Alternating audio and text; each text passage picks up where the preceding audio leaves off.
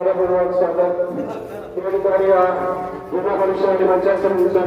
15 लाख दिले. मंगल कार्यालयाला किती तर पैयाच त्यांचा आहे. पैयापासून सुरुवातच त्यांची आहे.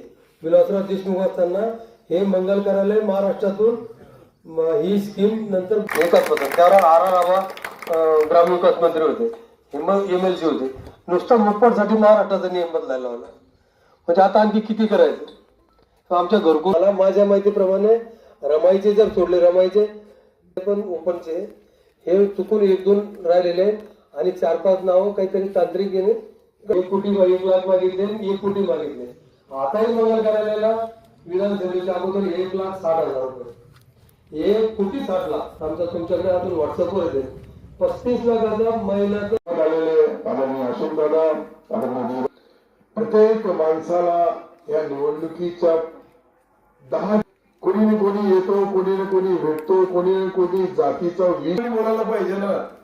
पारावर उभं राहायचं, मारुती महाराजाच्या पारावर राहा, हनुमान महाराजाच्या आपल्या राम मंदिरासमोर उभं राहा, किंवा अजून कोणत्याही महापुरुषाच्या समोर चर्चा ठेवावी अशोक दादाची त्यांची.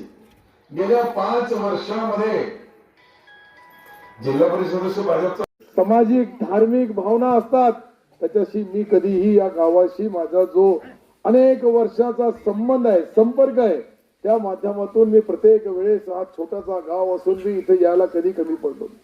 विकास निधी द्यायला कमी पडलो नाही.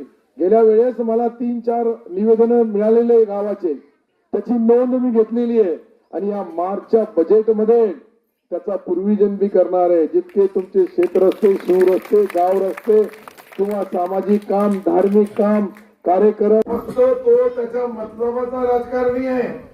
या ठिकाणी माझा मित्र जो आहे नासेर भाई, हे अशोक सूर्यवंशी पासून तर नजीर गाईक पासून तर आम्ही सर्व देवदास लोखंडे पासून तर आमचे भाऊराव पाटील लोखंडे पर्यंत हे सर्व लोक हजारो जे फिरू लागले. हे समोर बसलेले आमचे गव्हाणे लाईन क्लिअर तो ऐका, गव्हाणीचे कार्यकर्त्यांमधून साहेबांच्या विचारांचे कार्यकर्ते त्या सभागृहामध्ये पाठवायचे. या प्रभागाचा, या गटाचा राहिलेला जो काही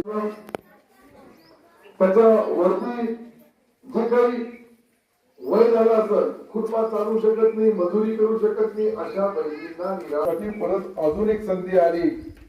परत या ठिकाणी हिंदू मुसलमान ते करणारच तो दलाल लुटेरा माणूस, है ना, कैसा है वो.